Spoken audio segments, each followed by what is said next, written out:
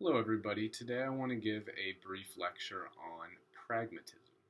Now, the philosophical school of pragmatism comes out of a certain and relatively new way of understanding what it means for something to be true. So, in the traditional way we think about truth, which I believe is something that we will cover later on in this semester, we think of truth according to what philosophers call the correspondence theory of truth. What the correspondence theory of truth holds is that a statement is true if what is said or what is expressed in that statement corresponds with or matches or fits with the way things are in the world. So, for example, if right now I say I am wearing a green shirt, that statement is true because in the world I'm actually wearing a green shirt. What I've said matches the way the world is. If I say I am wearing a blue shirt, then my statement would be false. What I've said does not match the way things are in the world. Now, the correspondence theory of truth does a very good job of figuring out things like the color of things or whether there are things on a table. Basically, the correspondence theory of truth does a good job of capturing claims about objects. But what if we want to talk about abstract concepts, the kinds of things that philosophers are interested in, like justice or goodness or rightness? I can point to this shirt and tell you whether it's green or blue, but it's much harder to look out in the world and see what makes something just or what makes something right.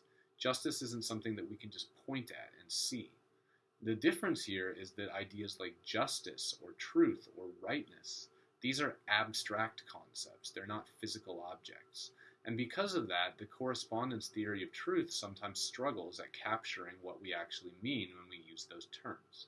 So, in the 19th century, a group of philosophers, mostly in the United States, decided to develop an alternative conception of truth, and they called this the pragmatic theory of truth.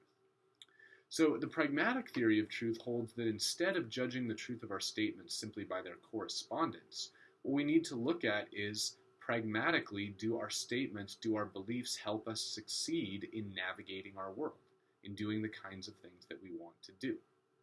So, for example, we might believe that all human beings have certain basic inalienable rights. Why is that true? The pragmatic theory of truth would say that statement is true because believing it helps us to successfully accomplish things that we care about. If we believe that all human beings have basic rights, that allows us to provide human beings with dignity and respect. A world in which human beings have rights will be a world where people live better lives, where more people are valued, where we can have more just and decent societies. So the idea is a statement like that all human beings have certain basic inalienable rights, is true because it helps us create the kind of world that we want to create.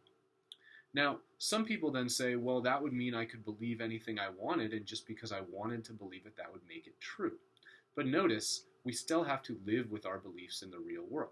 So, for example, I might want to be a great basketball player. I might want to be someone who could play for the Los Angeles Lakers. Now, just because I believe that I'm good enough to do that, that doesn't mean that I will successfully be able to do that in the real world.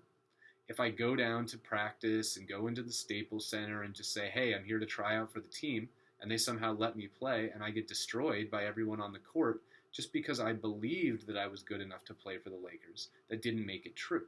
As a matter of fact, that was a very damaging belief for me to have because now I've been embarrassed in front of all of these people, and clearly I'm not a good enough basketball player to play for the Lakers. So the idea is it's not just wanting to believe that something is true. It's the fact that that belief actually in the world successfully helps us to accomplish our goals, do the things that we want to do, or in the terms of the pragmatists, navigate our world. That's what makes a statement true. So the pragmatists then say what philosophy is about figuring out the beliefs that can best help us live our lives. Or for a pragmatist like John Dewey, who's very much interested in politics, true beliefs are those beliefs that can help us make a more just world, help us deal with our social and economic and political problems that we come across. So pragmatism is a whole school of thought that derives out of this alternative conception of truth. Once again, the pragmatist holds that a statement is true if believing the truth of that statement will help us to successfully navigate our world, help us to accomplish our goals.